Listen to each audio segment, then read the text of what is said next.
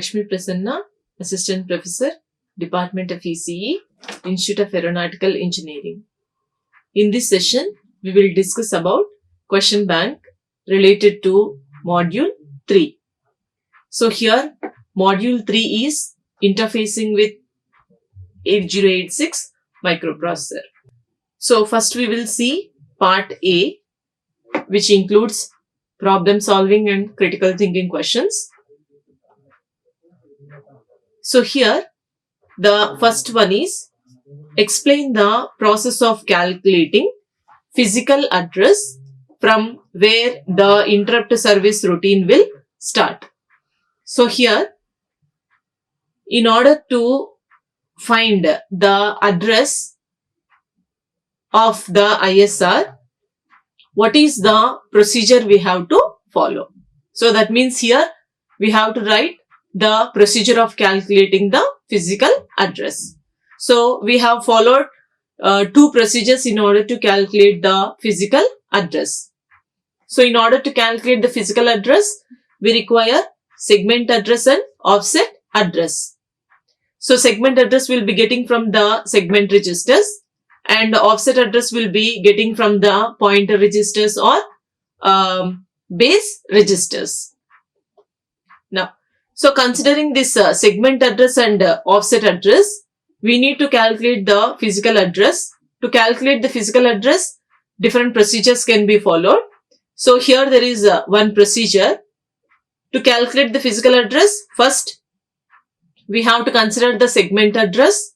Shift that segment address towards left by 4 bits, and to that shifted data, we have to add the offset address.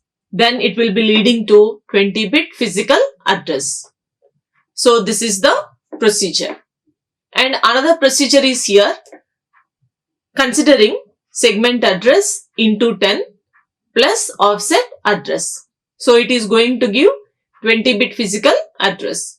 So in this case, the segment address and offset address, what we are considering, both registers will be of 16-bit. But if we calculate the physical address, since here we are shifting 4 bits towards left or making it into 10, both are same. So because of doing this, it is going to generate 20-bit physical address.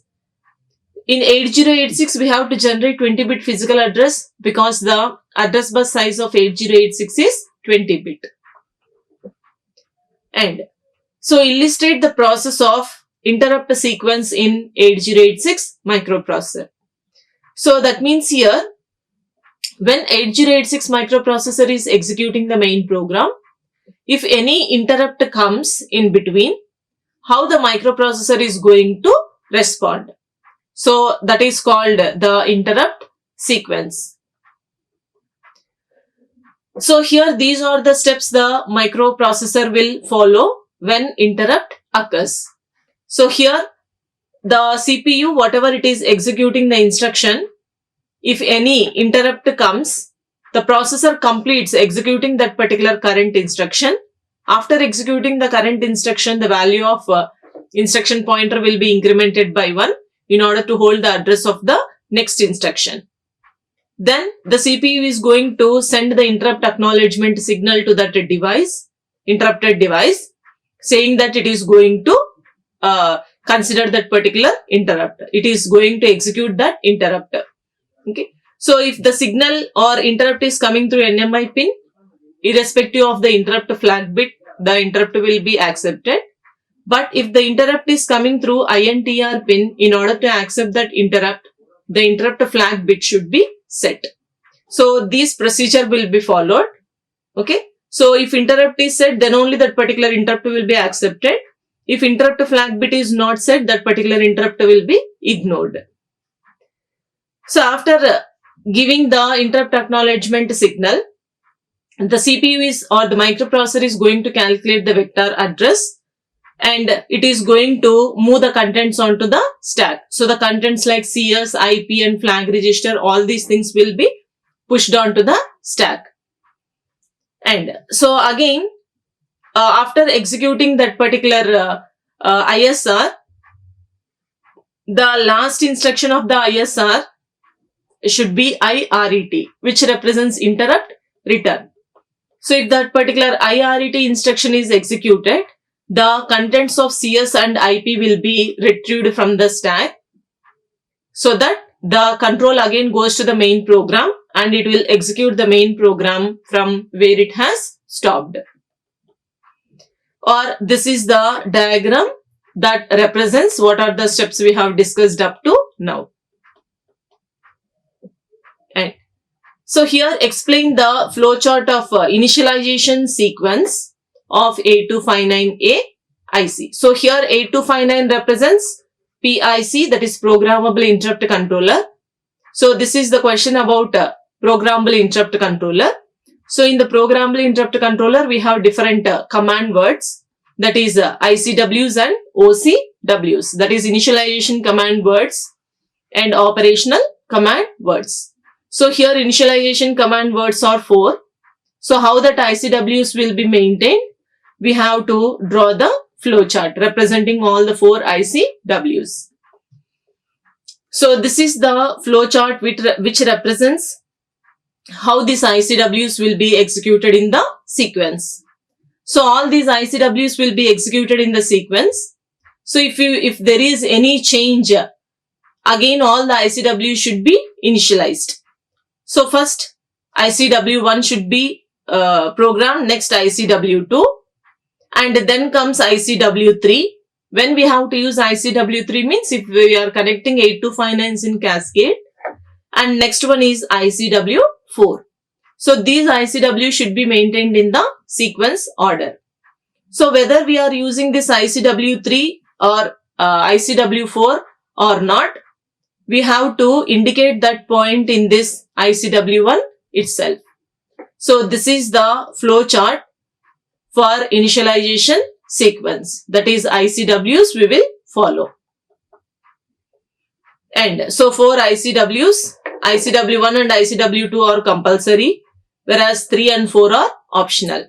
So if we are using that, we have to indicate that in ICW1 format itself.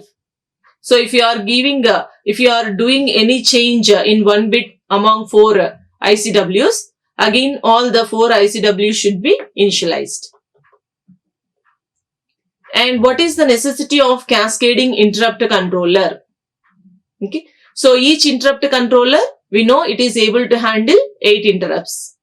So what is the necessity of cascading interrupt controller? And calculate the number of master-slave interrupt controllers required when 64 inputs are present. So here what is the necessity of cascading interrupt controller means? So here as we know, each 8259A IC is having only 8 interrupt request signals.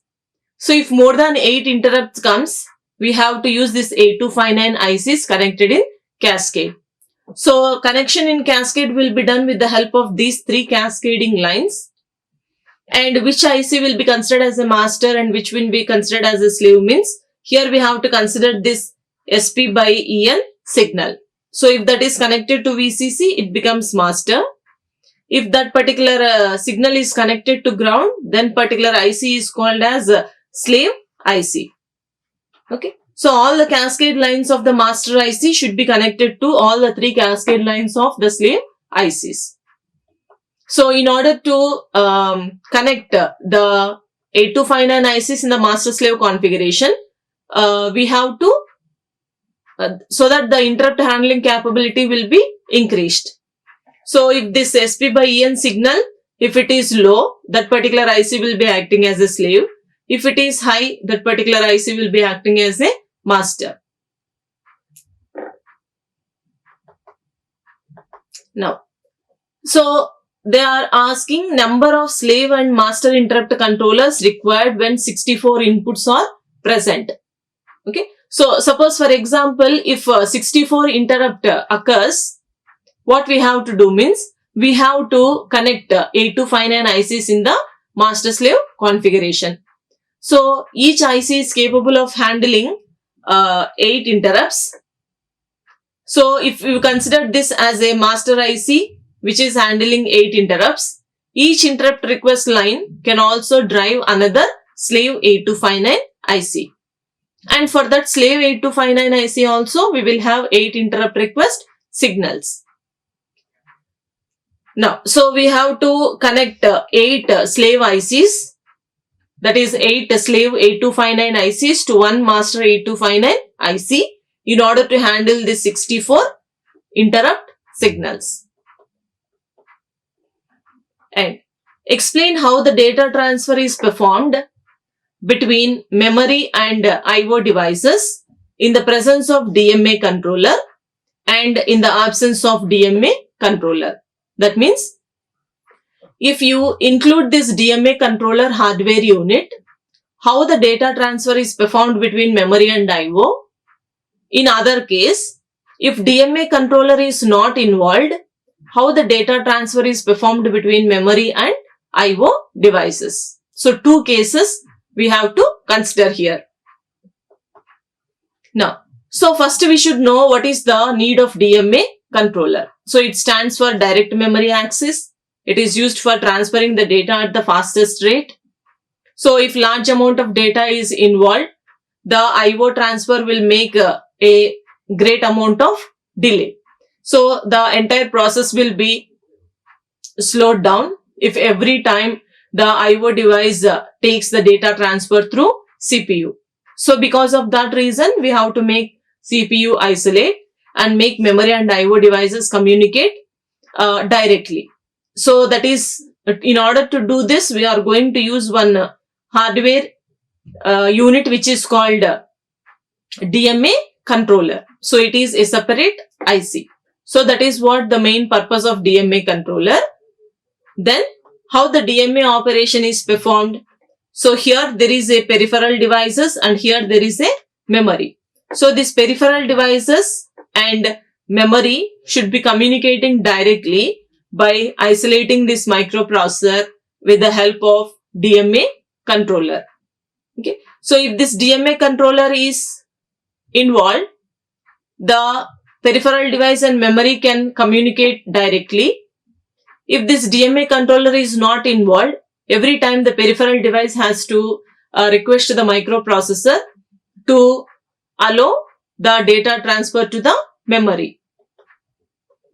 So here, if DMA is not performed, all the switches will be connected such that the address bus, data bus and control bus, if DMA is not involved, all the address bus, data bus and control bus will be connected to the microprocessor. If this DMA controller is involved, all the switches will be changing its position. All of them will be connected to the DMA controller unit so that the peripheral devices and memory can be communicating directly. And so how the DMA operation is going to be performed means, so if you see here, first the peripheral device is going to send the DMA request, and the DMA controller is then going to send the hold signal to the microprocessor for the system bus access. So, if this microprocessor is willing to release the system bus to the DMA controller, it is going to send the hold acknowledgement signal. Once if the hold acknowledgement signal is received by the DMA controller, then it is going to send the DMA acknowledgement to the peripheral device. So, the peripheral device will understand that the system bus access have been came for DMA controller. Now, the data transfer can be performed between peripheral devices and memory directly. Now, so make use of two 4K by 8 EPROMs and two 4K by 8 RAM chips and explain how to interface these memories to 8086 microprocessor. So, this problem is clearly explained in the video, interfacing memory, that is static RAM and ROM, to 8086 microprocessor in detail. So, here as the size is of 4K, but each is of 2. So, 4K into 2, totally it is 8K. So, in order to represent 8K, it is possible with the help of 2 power n. So, where n represents the number of address lines. So, writing this 8K as 2 power n will be here 13. So data bus size, address bus size is 20 bit, but among the 20 bits only 13 address lines will be used. So 13 address lines means A0 to A12. So here, up to here, it is A12. So these are the address lines we have to use. Whereas this A13 bit is used to differentiate ROM and RAM. So if it is ROM, we are indicating that with 1. If it is RAM, it should be indicated with 0. So here, in order to activate the 3 to 8 decoder circuit, because A13 bit is the common bit, we are going to make all these bits as 1s in ROM and RAM. So from this, we should know what is the starting address and what is the ending address of RAM. And in this case, what is the starting address and what is the ending address of EPROM. So after calculating this, since the A13th bit is the common bit, here we have to go for using this A13th bit along with A0 and BHE bar. So with the combination of these three signals, it is able to identify whether lower order data bus or higher order data bus should be used, because based on this, the even address or only even address or only odd address of RAM and ROM will be selected. So based on this concept, so it value is 0, so this value is 1, this is 2 and this is 4, 6 and this is 7. Okay. So considering all these values, we are going to make the connection for this CS3 and CS4, that is for 2 RAMs, and with the help of these two AND gates, they are going to drive this CS1 and CS2 of 2 4K by 8 RAMs. And this is the decoder circuit. With the help of these three signals, any of the output signal will be selected and that output signal will be connected to these AND gates. So here another problem is also related to interfacing memory to 8086 microprocessor. So here build an interface between 8086 microprocessor and two 16K by 8 EPROM and two 32K by 8 RAM chips. Select the starting address of EPROM and the RAM address should start from 0000H. Okay. So here 216K it is given. So 16 into 2, 32K. So this is for ROM. But if you see here RAM 32K by 8 only. So this is a 32K by 8 means we will get 64K RAM. So we have to write this 32K and 64K in terms of 2 power n, where n represents the number of address lines. So here since the values are different here, we are not going to get the common number of address lines. So in place of this ROM, we will get the number of address lines only 14, because n is equal to 15 we are going to get. And here in the case of RAM, we are going to get the number of address lines as 16. So that is from A0 to A15. So here we will not find any common bit. So the next A15th bit in the ROM we are making as 1 in order to represent it is ROM. And A16th bit is 0 to say that it is RAM. So for RAM all are zeros and for ROM all the bits should be 1. Now, so since here there is no common bit like previous example A13, here we will not use a decoder in order to interface. So instead of decoder, we are going to use this NAND gates in order to interface this 32K by 8 RAMs and 16K by 8 ROMs. So this topic is same examples are clearly discussed in the video, that is interfacing memory to 8086 microprocessor. And so explain the communication process between DCE and DTE. So DCE stands for data communication equipment and DTE stands for data terminal equipment. So that means how the communication is performed between DTE and DCE devices. That means what are different handshaking signals that are present to perform the communication between these two devices. So here DTE device, here we are going to consider as PC, and DCE device here we are going to consider as modem. Okay. Now, so this is the DCE device, PC, and here is DCE, which is called modem. Okay. So with the help of this communication signals, handshaking signals, the communication will be performed between this DTE and DCE devices. So here if you see, these are the 6 handshaking signals. So here the 6 handshaking signals are, one is DTR, data terminal ready, and if data terminal ready goes only, this data set ready signal will be coming. So with the help of these two devices, it will make confirm that the DTE and DC devices have been made a connection. And another 2 handshaking signals are, one is RTS and another one is CTS. So here RTS means request to send. When that signal is asserted, it indicates that DTE has a byte to send. After receiving, it is going to accept CTS signal, clear to send. So when that signal is asserted, it indicates that there is a buffer space available for the incoming data. So with the help of these 2 handshaking signals, it regulates the flow of data between DTE and DCE devices. Another 2 handshaking signals are DCD and ring indicator. So here DCD indicates a data carrier detect. So when this signal indicates that the DCD means data carrier detect.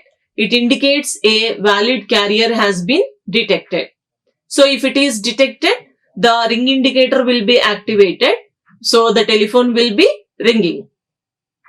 So with the help of this DCD and ring indicator, the connection will be made to the modem. So with the help of these 6 handshaking signals, the communication will be done between DTE and DCE devices. And so illustrate on different handshaking signals in RS-232 protocol. So just we have seen the DTE and DCE devices. So here DTE and DTE, data terminal equipment, we are going to consider PC as an example, whereas DCE, data communication equipment, we are going to consider modem as an example. So in between these 2 devices, to communicate, we are going to use RS-232C, which is called a standard communication cable. So here we have seen 6 handshaking signals. All those 6 handshaking signals are the pins that are available in this RS-232 cable. Okay. So here in RS-232 cable, those are the 6 handshaking signals. So RS-232 only will be connected between DTE and DCE devices. So here the 6 handshaking signals are data terminal ready, data set ready. So if this handshaking is done, it indicates that the 2 devices, DTE and DTE devices, are turned on. And the next 2 handshaking signals are RTS and CTS, request to send and clear to send. If these 2 signals is acting as handshaking signals, it regulates the flow of data. And another 2 handshaking signals are data carrier detect and ring indicator. With the help of these 2 handshaking signals, the connection will be made to the modem. So these are the 6 handshaking signals that are present in RS-232 protocol. Compare different serial communication standards. So not only RS-232, we have different serial communication or serial communication standards like RS-422 and RS-485. So these are different communication standards. These communication standards will differ based on the cable length, number of devices that can be connected using the cable, and what about the communication mode, whether it is full duplex, half duplex, or simplex, and what is the maximum distance the cable can cover, and maximum data rate, what is the mark and space, what is the output current capability. So based on all these parameters, there are different serial communication standards, and this is the comparison.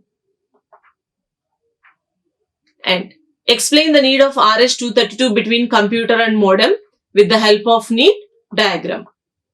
So here, this is what RS-232 communication cable that we have to place between DTE and DCE devices. So here DTE is taken as PC and DCE, data communication equipment, is considered as modem. So the DTE and DCE will be communicating by using one RS-232 as an interface, and the communication between these two modems will be established with the help of using telecommunication links. So this is the need of RS-232 between DTE and DCE devices. So with the help of handshaking signals that are present in RS-232 protocol, DTE and DCE devices will be communicating. And so coming to the next section, that is part B, long answer questions. So here, explain the pin configuration of 8257 DMA controller with any sketch. So first we have to draw the pin diagram of this 8257 DMA controller, and we have to explain the function of each pin. So here this is the 8257 DMA controller, and it is an IC having 40 pins. All the pins are arranged in the dual inline package. So here, explain the pin configuration with need sketch. So this is the need sketch. Now we have to explain about the function of each pin. And so we have different signals like DRQ, which represents a DMA request. So DACK, that is called DMA acknowledgement signals. And another one is CLK, clock. GND represents ground, and next is reset. So these are some of the signals. We have to write what is the function of each signal. And so we also have D0 to D7 bidirectional data lines. This IC will be communicating with 8086 by using this D0 to D7 signals. And next we have A0 to A3 lower address lines. And next signal is IO read. It is active low signal. And next here we have IO write and CS bar, which represents chip select. So these are the active low signals. And here we have A4 to A7 higher address lines, and this is the ready signal. And HRQ represents hold request, and HLDA represents hold acknowledgement. And MEMR memory read, and MEMW represents memory write. So these two are also active low signals. VCC represents power supply. And ADS-TB means address strobe. AEN represents address enable. And TC represents terminal count. And here mark is one of the signal which indicates that 128 bytes have been transferred. So those are all the 40 pins that are available in 8257 DMA controller. So we have to indicate all the 40 pins, and we have to write the function of each pin. And illustrate the need of DMA controller and its interfacing to 8086 . So here what is the need of DMA controller means? So without DMA controller, in order to make the data transfer between CPU and peripherals and IO devices, every time they have to request for the CPU in order to make the data transfer. Okay, so the data transfer will become very slow. But when the DMA controller is involved, once if the system bus access is given to the DMA controller, then the peripherals and IO devices can have the data transfer directly. Now, we will learn here how to interface 8257 DMA controller with 8086 microprocessor. So, how to interface means, first here we have to send the DMA request signal.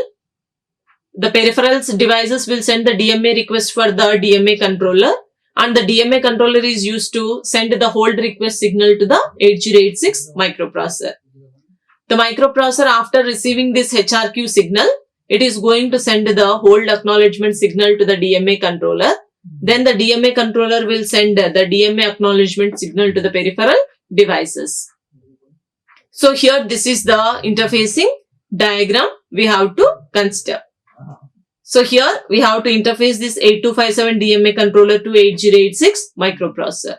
So this is 8086 microprocessor, and here it is 8257 DMA controller. So these two should be interfaced. Now, so demonstrate on the operating modes of 8257 DMA controller.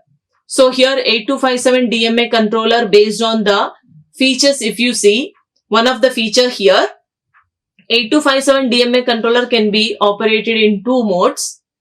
One is called master mode, another one is called slave mode. So here what is meant by slave mode means, when this 8257 DMA controller is operating in the slave mode, the CPU and DMA controller is going to interact. When they are operating in the master mode, the DMA controller is going to connect the memory and IO devices. So these are the two operating modes. One is master mode, another one is slave mode. And next, outline the architecture of 8257 DMA controller and explain about each block. So here, architecture of 8257 DMA controller. So this is the architecture of 8257 DMA controller. Okay. So it consists of different blocks like data bus buffer, read-write logic, control and mode set logic. So here all these are the signals that are connected to that particular blocks. So while explaining about the function of that block, these control signals also comes. And this 8257 DMA controller, it is having 4 channels. Each channel is having its own address register and counter register also. And one more block is here, priority resolver. So all these are different blocks that are available. So considering all these blocks, we have to write the function of each block. So as each channel consists of its own address register and counter register. So totally here this is the register organization. So 4 channels are there. Each channel is having its own address register and terminal count register. And commonly available 2 registers for all the 4 channels are, one is mode set register, another one is status register. And the next we have seen the block diagram. It consists of DMA address register, which is used to store the address of the starting memory location. And it also consists of terminal count register. Okay, so each DMA channel is having its own terminal count register. After each DMA cycle, the terminal count will be decremented by 1. Once if it complete all the cycles, the terminal count will become 0. And it is also having data bus buffer. To this only D0 to D7 data lines are there. So it will be communicating with 8086 microprocessor. And next, read-write logic, where all the control signals are connected. So based on this read-write logic only, it is going to operate in two modes, slave mode and master mode. And also we have the control unit, which controls all the sequence of operations and generates the required control signals. Another one is priority resolver, in order to resolve the priority among 4 channels. So all these are the blocks that are present in the DMA controller. And explain the architecture of 8259 programmable interrupt controller with a neat block diagram. So here 8259 means PIC. So here this is the block diagram of programmable interrupt controller, that is 8259. So here this consists of different blocks like data bus buffer, read write logic, cascade buffer, control logic, and priority resolver.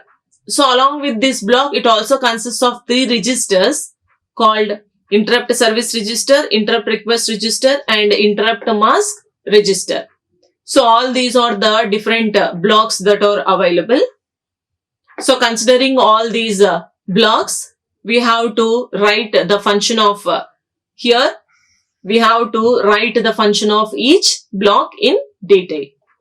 So here are the blocks: data bus buffer D0 to D7. It is going to communicate with 8086, and read write logic, where the IC can be programmable, because in that read write logic block only we have command words like ICWs and OCWs. And another one is control logic, where all the control signals like INT and INTA are connected. Another register is IRR, interrupt request register, and interrupt mask register, and it also has interrupt service register. And here the last one is priority resolver, which is used to resolve the priorities among 4 channels. So all these are the blocks that are available in 8259 programmable interrupt controller. And here we also have this cascade buffer and comparator. So we have to draw the block diagram and explain about the function of each block in detail. So illustrate different types of command words used in 8259 PIC. So here command words in PIC, 2 types of command words are there. The 2 types of command words are ICWs and OCWs, initialization command words and operational command words. So 4 ICWs are there and 3 OCWs are there. 4 ICWs should be maintained in the sequential order, whereas 3 OCWs no need to maintain in the sequential order. So we have to write what are the formats of each ICW and OCW. So here ICW main function is it is going to start the initialization sequence. So this is the 8-bit register format of ICW1. So 8-bit register format means generally for all ICWs and OCWs, all of them are 8-bit registers only. So we have the bits from D0 to D7. Along with these 8 bits, you also have this A0 bit as the extra bit. Based on the setting of this A0 bit, we can identify whether it is ICW1 or ICW2, like that. So in this format, each bit is having its own function. So here we have to draw these formats and we have to explain about the function of each ICW. So this is about ICW2, which is used to initialize the interrupt vector number. And this is the format of ICW2. And here ICW3, which is used for cascading different ICs in the master slave configuration. So that is why for ICW3 only we will have 2 formats. One is for master and another one is for slave IC. So both of them are 8-bit registers. So here this is for master and slave. And similarly, we have the 4th ICW, which is called ICW4, and this is the format. And here we have given the explanation about each bit, the function of each bit when it is enabled, that is 1, and when it is disabled, that is 0. So these are the 4 ICWs. And here coming to OCWs, we have 3 OCWs, that is OCW1. So this is the format of OCW1. It is also consisting of 8 bits along with this A0 bit. So based on setting the bits D0 to D7, if the bit is set, that particular interrupt will be masked. And here next OCW2, and here this is the format of OCW2. So based on setting these bits, that particular interrupt request will be accepted, and based on setting these bits, it will be operating in one of the mode. And next OCW is OCW3, and this is the format of OCW3. So here ICWs and OCWs together comes under the command words of 8259 Programmable Interrupt Controller. And next one is outline the formats of ICWs and explain in detail. So as we have seen here, the only ICWs are asked. So here totally we have 4 ICWs, initialization command word. And here the 4 ICWs should be maintained in the sequential order. First one is here ICW1, which is used to start the initialization sequence. And this is the format of ICW1, 8-bit format, along with this A0 bit. And next is here ICW2, which initialize the interrupt vector number. And here this is the format of ICW2. And next ICW3. So this ICW3 will decide whether the ICs are connected in cascade or not. So that is why if you want to connect them in cascade, they should be connected in the master-slave configuration.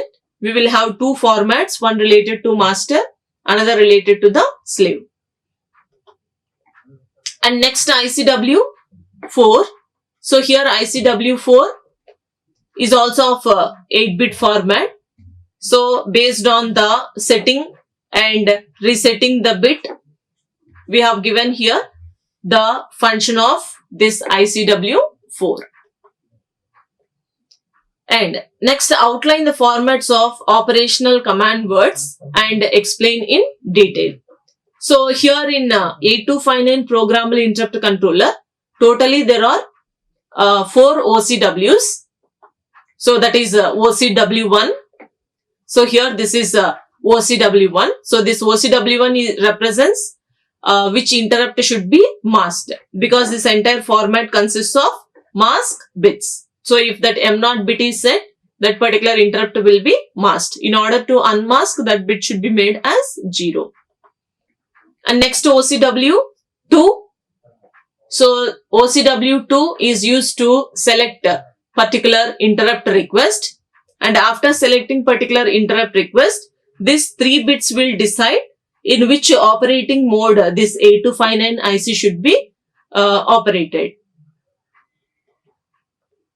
And next operational command word is OCW3, and here this OCW3 also consists of 8 bits. So this OCW3 operational command words no need to maintain in the sequential order. And what is the importance of cascading interrupt controller? So in order to have more interrupt handling capability, we need to connect this 8259 ICs in the master-slave configuration. So to say that it is master, we have to connect this SP by EN bar signal to VCC. And to say that it is slave, we have to connect this SP by EN bar signal to the ground. So the master IC's 3 cascade signals should be connected to the remaining slave ICs. And so for example, if we wanted to connect a number of master and slave ICs in the cascading manner, total number of interrupts that can be accepted maximum, it will be 64 interrupts. 64 interrupts can be allocated for different priority levels, because here we are using 3-line cascade and each interrupt controller is having 8 interrupt request signals. So illustrate about the operating modes of 8259A programmable interrupt controller. So 8259A programmable interrupt controller is having different operating modes. Here discussion about 4 operating modes is asked. So first one is fully nested mode. So in the fully nested mode, if you consider these are the 8 interrupt request signals, by default IR0 will be having highest priority and IR7 interrupt will be having the highest priority. And next one is automatic rotation mode. So if automatic rotation mode means the priority will be not fixed. Here rotation mode means whichever interrupt is serviced recently, that particular interrupt will be allocated the lowest priority, and which interrupt is going to service next, it will be having the highest priority. And next operating mode is specific rotation mode. So in the specific rotation mode, it is similar to the automatic rotation mode, except here the user is going to fix the priority. That means which interrupt should have the lowest priority, which interrupt should have the highest priority. That priorities will be fixed by the user. And next one is automatic end of interrupt. So here the function of each operating mode. And so comparison is asked regarding memory mapped IO and peripheral mapped IO. Or they can also ask you explain how IO devices can be connected using memory mapped IO and peripheral IO with suitable example. So we have to write the comparison regarding this memory mapped IO and peripheral mapped IO. So in order to tell the differences with the examples, you can draw this figures here. And outline the internal block diagram of 8251 USART and explain about each block. So here we have to draw the block diagram of 8251, that is USART, and we have to explain about each block. So this is the block diagram. Totally it consists of 5 sections. So these are the 5 sections: data bus buffer, read write logic, modem controller, and transmitter and receiver. So after drawing this block diagram, we have to explain about the function of each block. That is, we have to write what will be the function of this data bus buffer and read write logic. And the next block here with the if you see the block diagram in the read write logic, we have all these control signals connected. So with the help of the combination of these 4 control signals, we can say whether the data transfer is done between CPU and 8251 or 8251 and CPU, or whether the information is status word or control word. And here another block is there, that is modem control. And the next modem control is having different signals connected to that block. And the next also we have transmitter section.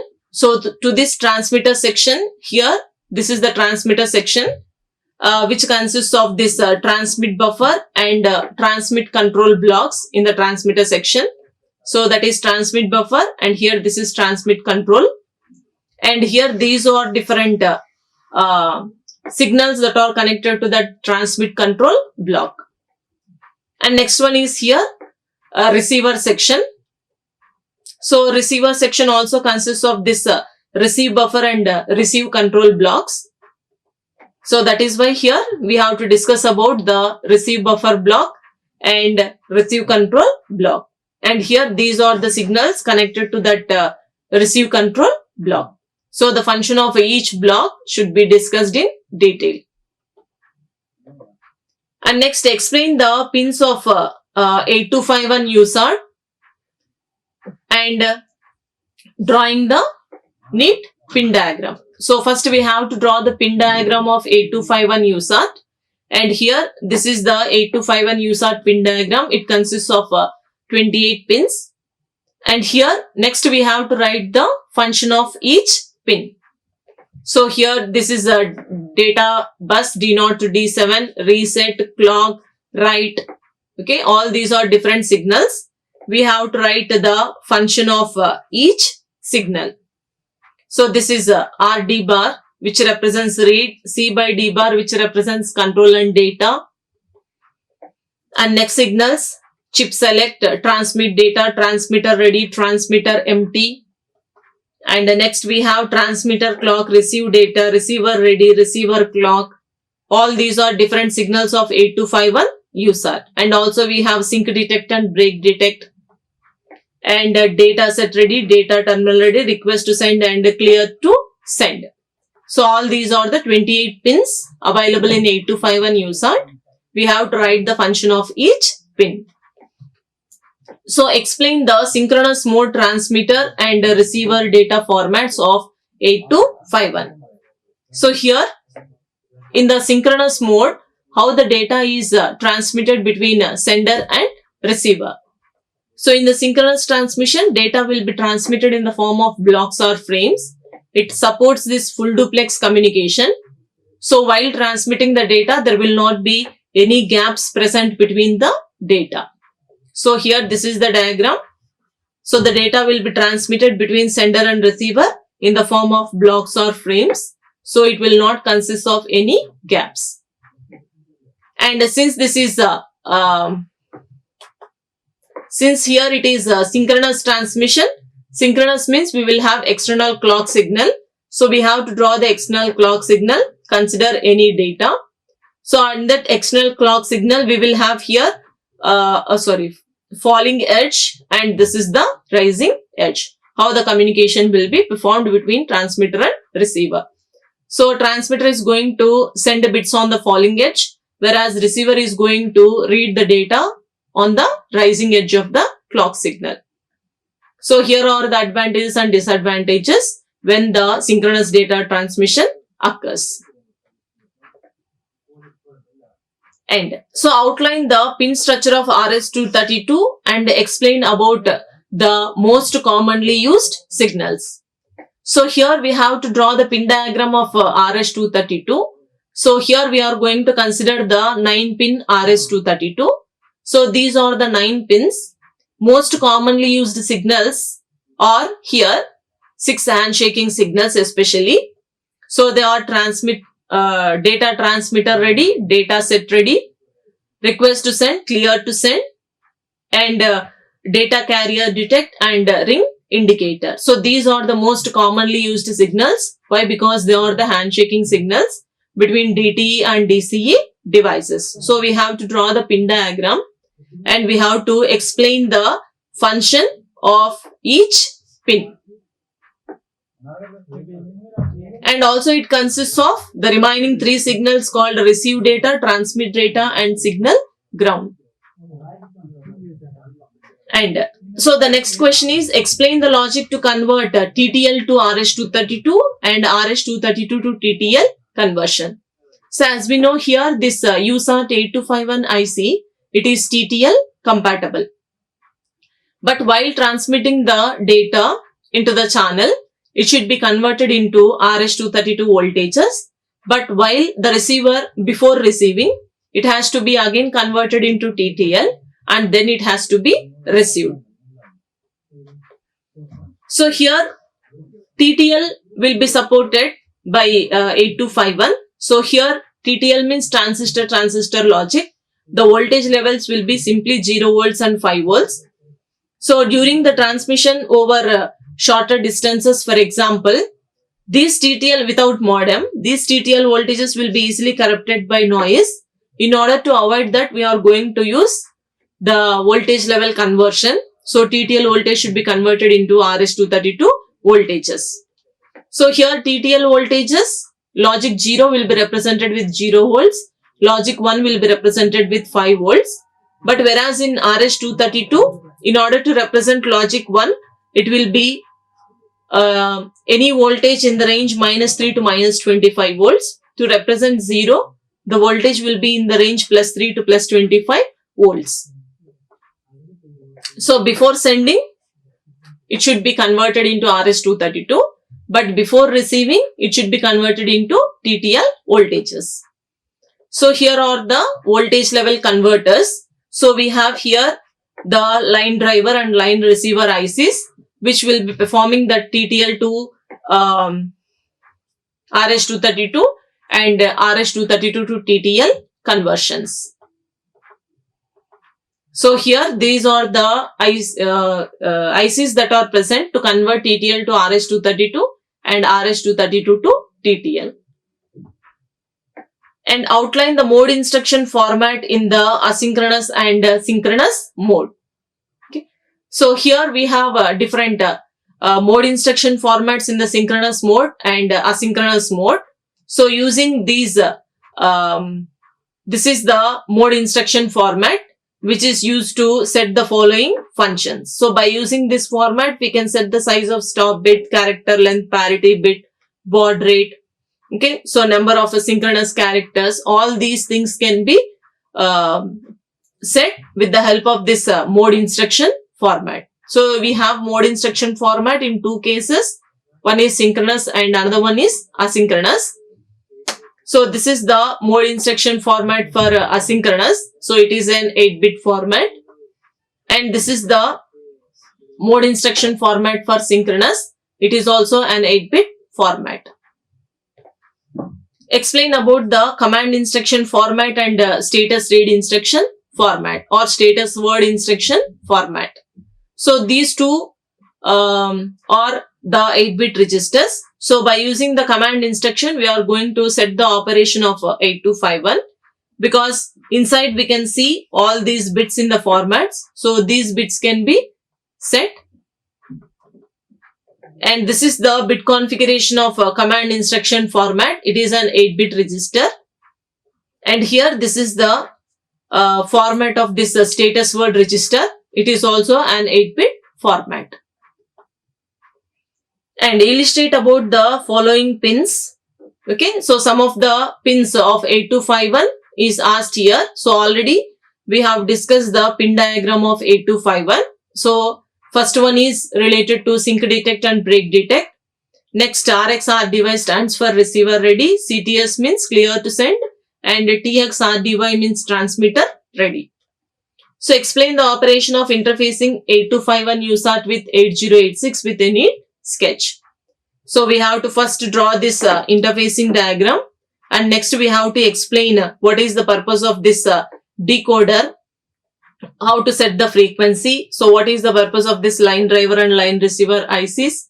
Okay. So we have to explain the operation after drawing the interfacing diagram. And next comes here part C, short answer questions. So what are the operating modes of 8257 DMA controller? So two operating modes. One is slave mode, another one is master mode. And what is the need of 8257 DMA controller? So need of 8257 DMA controller is in order to isolate CPU and to have the memory and IO devices perform data transfer directly. And so list out the features of 8257 DMA controller. So we have to write the features of that particular IC saying how many channels, and it consists of each 16-bit register and 14-bit counter register. Each channel can have the data transfer up to 64 KB and mark signal will be asserted when 128 bytes have been transferred. So what is the frequency range, different operating modes. Okay, so here all the features of 8259 IC should be written. And so list out operating modes of 8257 DMA controller. So two operating modes, one is master mode, another one is slave mode. And what is the function of terminal count register? So here this is the terminal count register, 16-bit register. This register will be present in each DMA channel. So totally 4 DMA channels are there. In each DMA channel we will have its individual terminal count register. After each DMA cycle, the terminal count will be decremented by 1. After completing all the DMA cycles, the terminal count will become 0. And so what is the need of 8259A programmable interrupt controller? So here using this 8259 only, the IO devices will be interrupting 8086 microprocessor. So if you take 8086, it is having only two interrupt signals, NMI and INTR. If the number of interrupts are only two, they can be connected directly to 8086. But if the number of interrupts are more than two, we have to use this 8259 IC, because for this 8259 IC, we will have 8 interrupt request signals. And list out the features of 8259A programmable interrupt controller. So here, these are some of the features we have to write regarding how many number of interrupt request lines are there, and how this 8259 can be connected, what are different blocks that are present in the 8259 block diagram, and what are different registers that are available. So all these we have to write in the features, and outline the format of ICW1 in 8259P. So we have to draw the ICW1 format here. So this is the format indicating D0 to D7 bits, and this is the A0 bit. If it is fixed to 0, it will be operating in ICW1 mode. So how the interrupt sequence will happen between 8086 and 8259A. Okay. So this 8259 is programmable interrupt controller. So generally when the interrupt comes, how it will be received by this 8259 and how it will be given to 8086 microprocessor. And after receiving the interrupt signal by 8086, it is going to send the interrupt acknowledgement signal, and then that particular interrupt will be serviced. So during this duration, what about the registers like interrupt mask register, interrupt request register, interrupt service register? So what is the function of these registers? So we have to write in the interrupt sequence between 8086 and 8259. So what is the need of command words of 8259? So there are totally different command words. So 4 ICWs are there and 4 OCWs are there.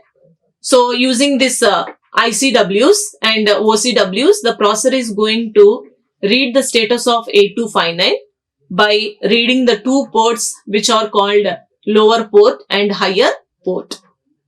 And how many address lines are required in order to map this 4096 into 8 EEPROM chip. So this 4096 can be written as 4K. So this 4K can be written in terms of 2 power n, where n value is here 12.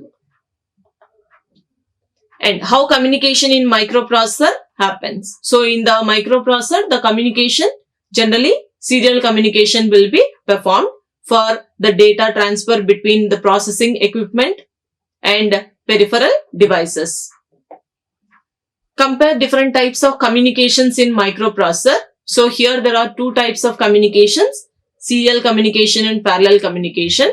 So we have to write the differences between this serial communication and parallel communication. That how data transfer is happen between transmitter and receiver, between transmitter and receiver if it is serial communication and if it is parallel communication.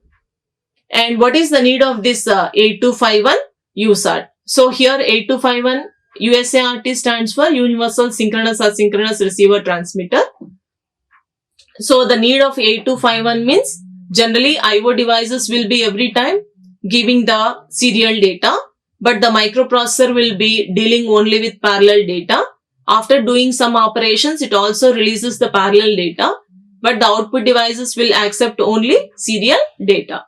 So in order to do the conversion into serial to parallel and parallel to serial, we are going to use the IC in between input device and processor 8259. Processor and output device 8259 will be used. So it is mainly used to convert serial to parallel data and parallel to serial data. And list out the features of 8259, that is Universal Synchronous Asynchronous Receiver Transmitter. So here these are the features of 8251 IC. And what are the various serial communication standards available? So here there are two. One is synchronous data transmission, another one is asynchronous data transmission. So what are the most commonly used signals in RS-232? So totally it is having 9 pins. So among the 9 pins, only 6 signals comes under handshaking signals. So these are the 6 handshaking signals that are most widely used. And what are the specifications of serial communication standard RS-232C? So that RS-232C is single-ended. So in order to represent logic 1, we are using -3 to -25 volts range. To represent logic 0, +3 to +25 volts range. And if you are using any voltage level between -3 to +3 to represent, it is undefined. The cable length is 15 meters and the data it can be, that is baud rate is 20 kilobits per second. And list out various types of serial communication techniques used in 8086 microprocessor. Different serial communication techniques are simplex, half duplex and full duplex. And in order to synchronize the two ends of transmitter and receiver, we have synchronous data transmission and asynchronous data transmission. And what is the necessity of interfacing 8251 USART with 8086 means? So this is the IC which will be converting serial data into parallel data and parallel data into serial data, which is required between input devices and 825 the microprocessor and microprocessor and output devices. Thank you. Like, share and subscribe. Hit the bell icon for more updates.